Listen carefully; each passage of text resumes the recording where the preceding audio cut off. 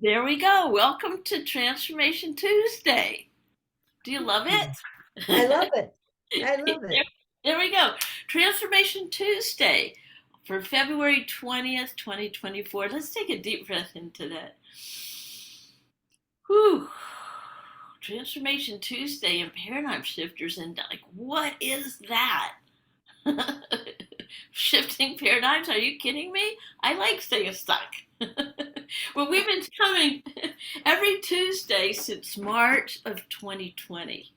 We've been coming in with guest speakers with different topics. And boy, remember back in 2020, like, okay, we're just going to be behind Zoom for a couple weeks. And then this whole new world opened up where we could reach thousands of people in like an instant. So, um, Paradigm Shifters, we are a growing global community dedicated to shift and uplift the planet. I remember when I had that idea, I'm like, yeah, baby, the planet. And then a part of me goes, are you kidding me? And I'm like, sure, why not? And so since 2020 now, we've done all these guest speakers, and we're about 1,700 members strong and all over the globe. And we've had speakers from all over the globe. So each month, our 2024 topic is opening doors in 2024. And February, we are opening doors in 2024 to love, which I immediately thought of Cindy McCann, right? And before Yep. we do that, I want to read just a little bit of a meditation out of this book, Let Go, Let God. How's that for you? And this is a meditation, so you sit at, get comfortable, called I Let Go of Resistance.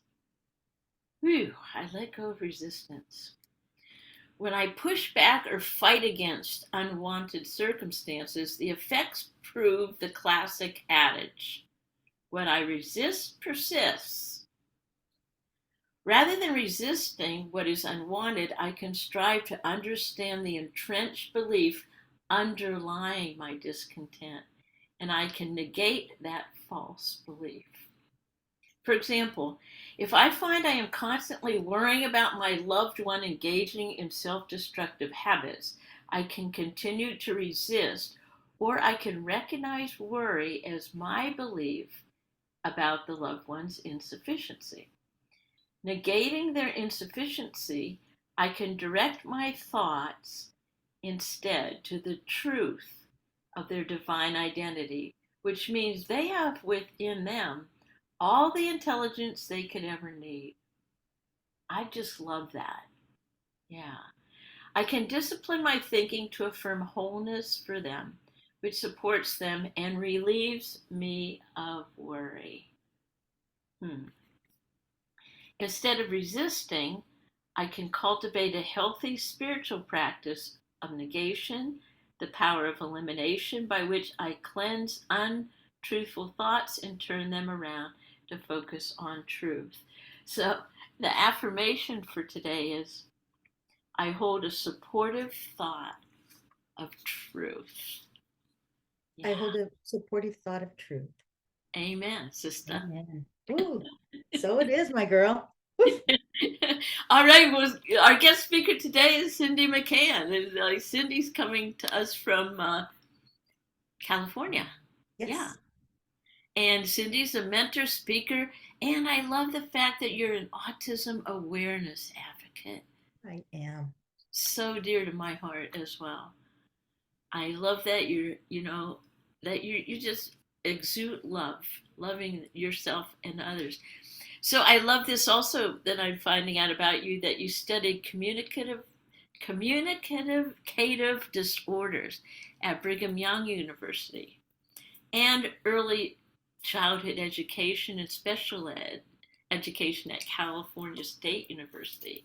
So Yes. you're right after my own heart. We have the same kind of credentials there. Oh, nice. Yeah, so I'm going to turn this over to you. Tell us a little bit about yourself.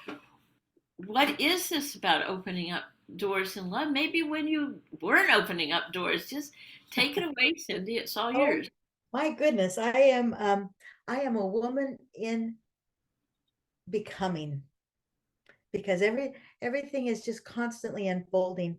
And I love that it's that this is the theme, calling in love. Love is a theme in my life because I always intentionally want to light up the love in somebody else in all my engagements, whether it's at the grocery store or with friends. I always want to look inside somebody's soul and see them, see their purity, and see them at the infinite side of their intelligence. So that's kind of the thing that I really gained from my career as a special ed teacher was in working with kids with autism. One of the very first lessons I learned was that I had to look for an opening to be invited into their world. It wasn't about me bringing them into my world. I worked in inclusion when inclusion was just becoming a program. And I remember that, the first thought is we got to help these kids be more like their peers, but that was so far from the truth. The truth was to find the opening to connect with them, that they invite you into their connection. And a real quick example of that was I'm outside with this little girl who could barely live in her body. She had so many sensory issues, but she loved to sort these little dolls in this wooden playhouse, and they were posed and they were made out of really hard plastic. But every day she would sort them differently. And I was watching one day and I couldn't figure it out for a few minutes. And I'm like, Laurel, you've got all the ones with their hands in their pocket together and the ones that don't over here. She crawled on my lap and kissed me on the cheek. She was not a nonverbal child, but I had acknowledged what she had done and what she loved to do. And I created more and more of those opportunities once I saw what it was she loved. One day she ripped a page out of my Winnie the Pooh book and went and matched it to Winnie the Pooh across the room. Now, some people would have been upset that she tore the page, but I'm like, yay, celebrate you. So it was in those classroom moments though that I really started to see love differently. I started to see love was about finding that opening in everyone, not just my students, but the people in my life, a stranger on the street, and and to see if I couldn't elevate everybody that I come in contact with. So that's where I operate from as a person. Now, as I retired and came into this freedom in my life where I can go and do and be whatever I want to be, during COVID in 2021 of October, I wandered into a Dream Builder Live. Now imagine that, a Dream Builder Live with Mary Morrissey. And it was a catalyst for a whole new level of understanding. Now I've known about creating dreams and law of attraction for years. And one of my favorite things from that I'd known before I met Mary Morrissey was Abraham Hicks material.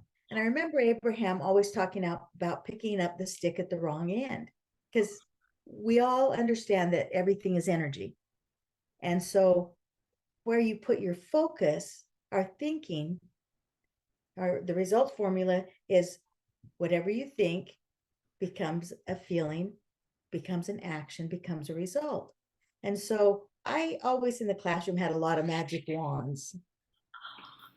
And so I thought I would start with this today because, I have to use visuals. I have to get everybody involved. So the magic wand, I thought, is a great example because if I pick this up at this end, I can't create that for the light or the magic. But when I stood before a classroom of kids and I went like this, guess what? I didn't have to say, everybody look up here. I just get out my wand and everybody would look. Everybody would see it. And when they're focusing on this end, oh, the magic began. You could get things going really fast. And I think that's true in our lives too. If we pick up the stick and we're looking at circumstance, oh, it's round, it's blue. Come on, magic, come on, I want this. I said I created in my own reality. Well, I'm looking at the wrong end. So no matter what I'm thinking, if I don't match the vibration of this, It doesn't happen. So I'm going to take you through, I'm going to show you how this has unfolded in my life, if you're okay with that, Judy. Oh man, this is great. So I'm going to take you back to 23rd, well, to when I was 13 years old. I'm 13 years old, and I'm walking down the hallway at my brand new junior high. They had just built this junior high. It was brand new. We're all so excited to be at school. And my brother and he's an athletic boy, and he's standing with all the other jocks that are, to me, at age 13, I'm just starting to be aware, and they're good looking to me. And I'm walking down the hall. My brother yells out, "Beach!" And then all the boys laugh. And he does this to me every day. And at home, he tells me, nobody's ever going to want you, Cindy.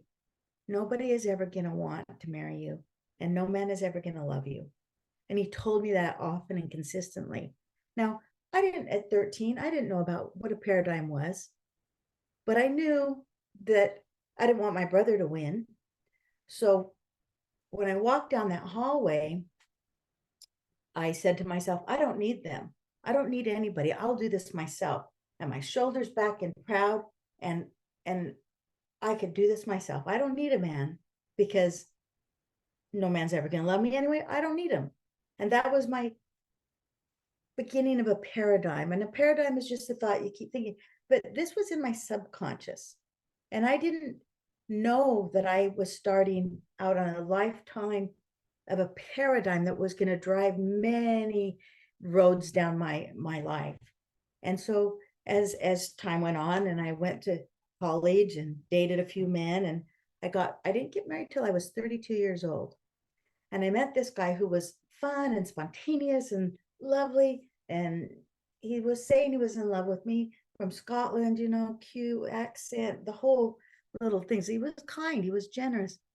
He was, what seemed spontaneous sort of became uh, impulsive when we were married. Anyway, but what I didn't know about myself was, because I didn't believe that he was ever going to love me, we got married, and we were married for 7 years. But I was always subconsciously, not in my open awareness, subconsciously pushing him away, because I never believed he loved me. So I was critical of him. I found fault in him.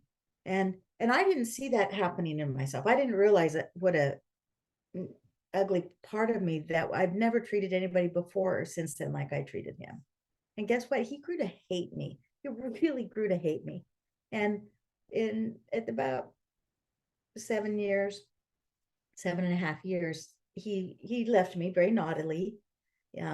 Created a lot of debt right before he left, hoping to leave me in debt.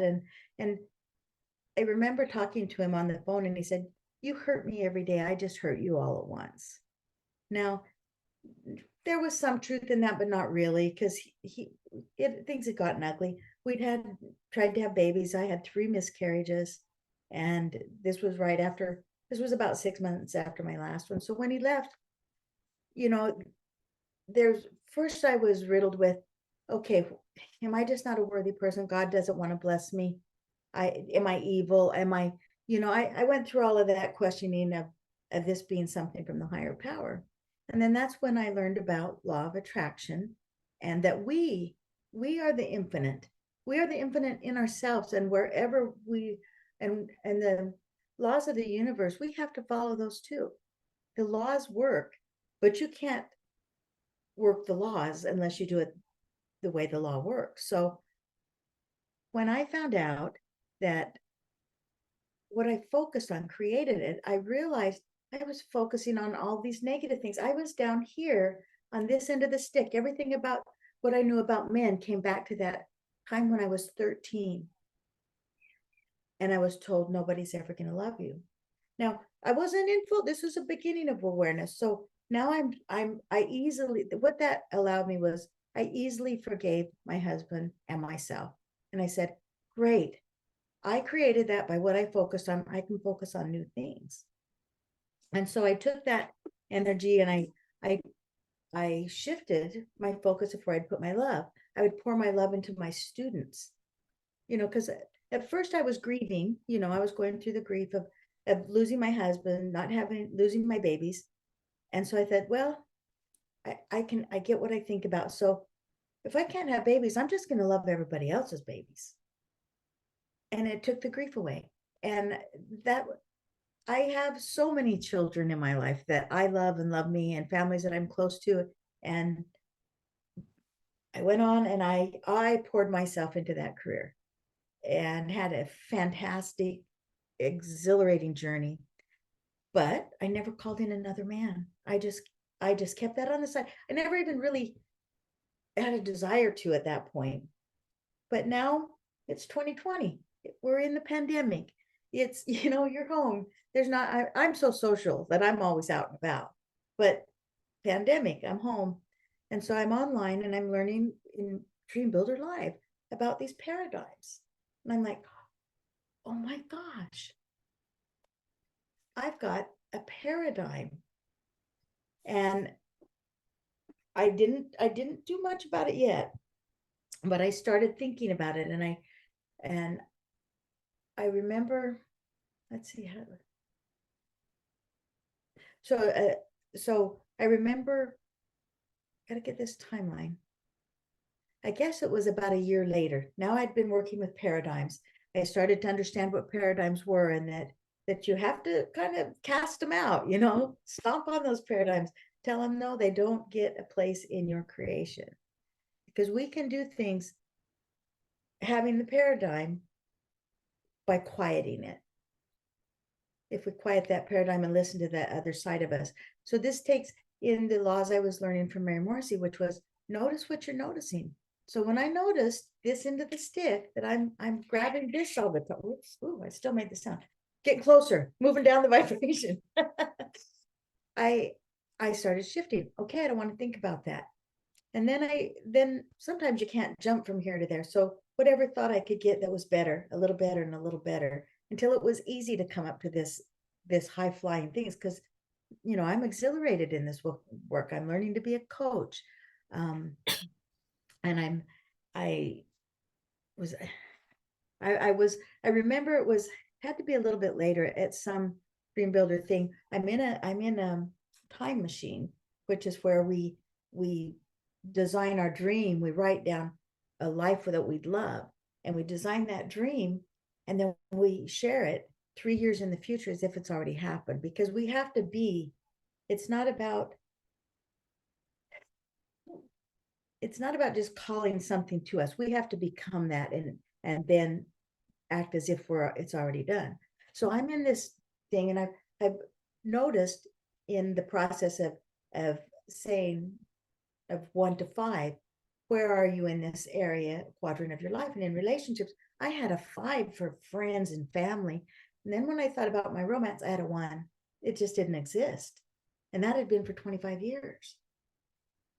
And I thought, well, I'm pretty happy as a person, but what if I started to say in my head, what if it made my life more full? I feel pretty complete, but what if this just makes my life more exhilarated and more full?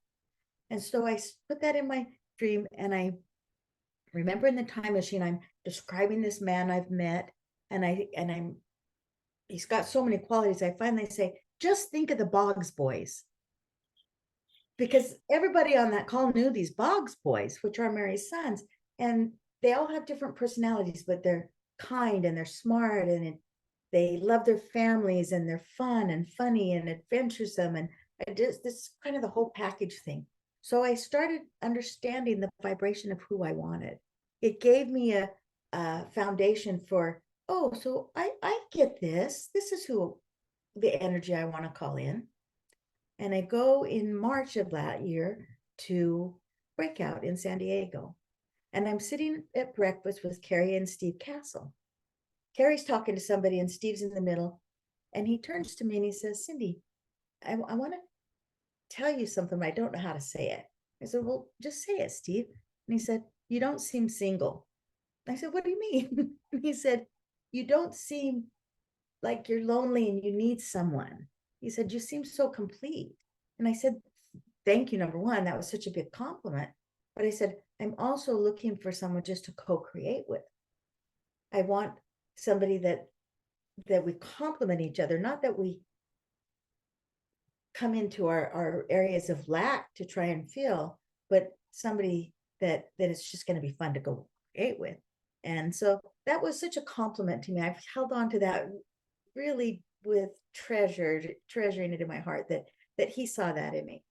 So going through this year now, I've gone through 2 knee surgeries, and I'm back in the fall, and I'm healing like a champ because I'm doing my visions and moving through things. And I get a call from my sister one day. Now one of the things that, let me say about healing with my knee, when I was, I had to be home for a few weeks, and I thought, well, I'm just going to luxuriate in my house. And so I started playing with the energy of having a lover with me. I My sister was here. We bought some more soft things for my living room, some pillows and candles. And at night I would light the candles, and I would put on music, and I'd move a little bit, even though I had a healing knee, I could still move around, and I was just pretending. And at Christmas time I put up Christmas stockings for 2 people instead of one. And I've started to act like he's already in my life.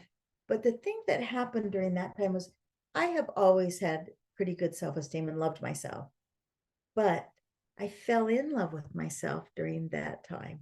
And it was a little bit different level of loving, to be in love with yourself. I just loved the person who I was becoming because I was feeling connected with the infinite more and more. And who cannot love the infinite, when you feel so exhilarated by that. So now I'm down the road almost a year from that. And I get this phone call from my sister one day, and she said, Cindy, she's building a house and she's looking for decorations and such. I just came across this guy on YouTube. I don't know who he is, but he talks about relationships. And I don't know why I punched the button, but I said, who is this guy that has my sister's energy? And I said, what's his name? And she goes, I don't remember. So she goes and looks it up, and she goes, his name's Matt Boggs. And I said, well, funny that you say that. That's Mary Morrissey's, because she knows I talk about Mary Morrissey all the time. I said, that's Mary's son. So now, a year and a half later, after I put this in my vortex and in my vision, in a time machine, somebody is saying to me, oh, you're a match to this energy. She's matching his energy to me, which is the same thing. And I'm like, oh my gosh, I'm getting close. And so now it's December of this past year, 2023, and I get scared because I'm hitting the glass ceiling. And I'm like, I'm so close to this. I'm scared. I'm not saying it in my head. It's just my paradigm operating. But what I notice is I start overeating, because an old paradigm for me also is, if I'm chubby, I'm in control of, there's a paradigm of men don't like chubby women. That's not true. Many men do. So it's not even an accurate thing. But for me, it makes me feel like, oh, I can't get out there now because I'm not ready. And so now I'm cleaning up that paradigm and working on that. And I'm still just in process, but I'm just at the end of being in a year of working with Matt. And so I told him last week about this paradigm. And I said, I don't like to go on the dating site that I'm on because I don't find any of them attractive and blah, blah, blah, all the other things. And he said, Cindy, you're not going to like to hear this, but you're not there trying to choose your soulmate. You're just there to go have fun and learn how to just be in the world with men. And so I told me a website to go on, and I was trying to go on it, but I ended up on a different one. And all of a sudden, there's 3 men on the line that are so good looking, and they have PhDs. They're they're talking to me. They're texting me live, and they're foreigners. They're one's in Rome, one's in Argentina, one's in Colombia. And it's okay because I felt like safe, but I could still flirt and have fun. But but it was so different because all of a sudden, when I let go of the paradigm, I got to pick somebody. They didn't look unappealing to me anymore. They looked beautiful. They looked like this little light on the end of the stick. And so here I am. I'm still just in the process. I haven't completed this and found that, but I'm so enjoying the journey. And And the reason I told that long story is because the journey is part of the fun of being in this life. It is our life. The journey is our life. And so, I could have chose to sit around and be sad and feel lonely and depressed, but I would have missed out on so many other fun things and living into this exhilaration of just, oh, here's a new nuance. If I shift this nuance, I can draw in something new and something new and and plus all the fun friends that I'm just playing with, like you, Judy, and having these fun times when we just get to live in our imagination, because the fun of creating a blueprint of a life you'd love is there's no rules. You don't have to put limits on it.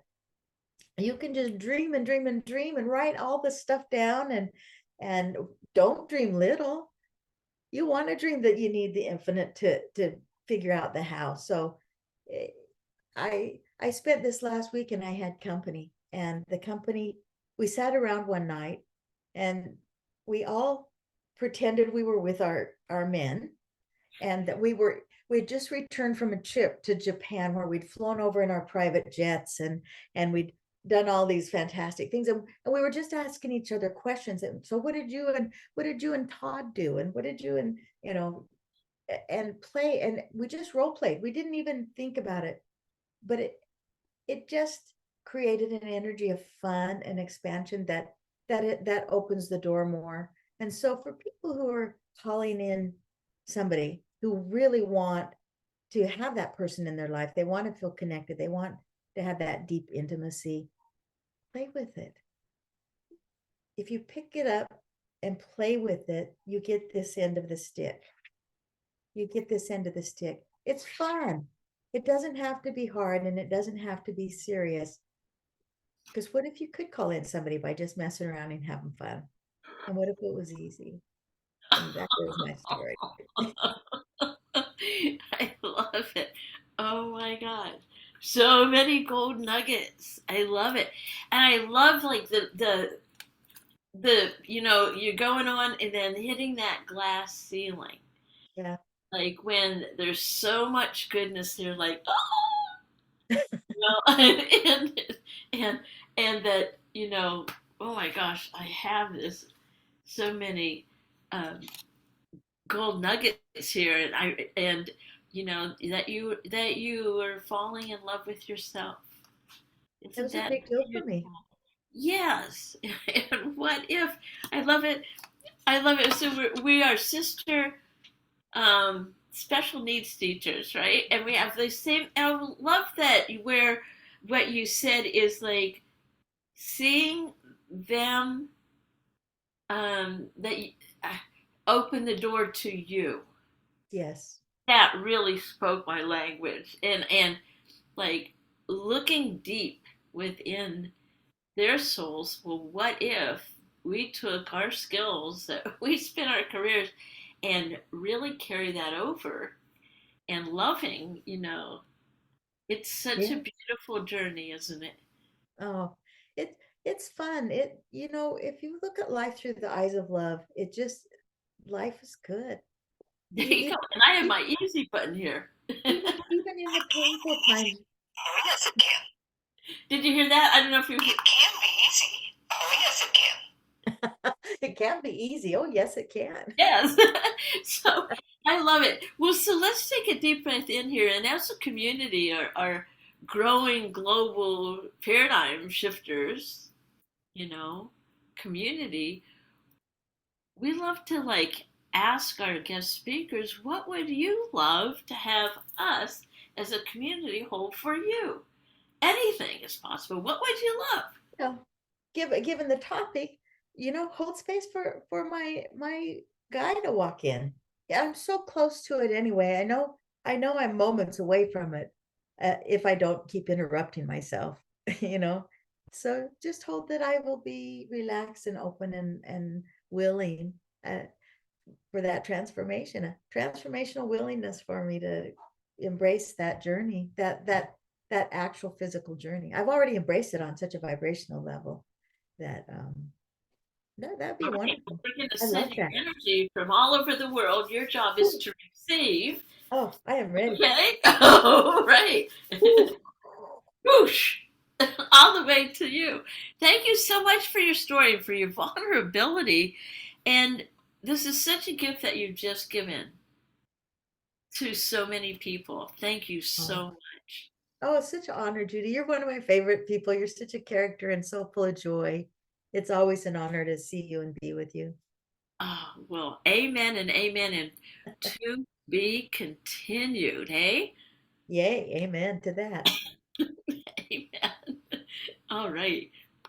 There we go. Another one. There you go. Thank you. We're done.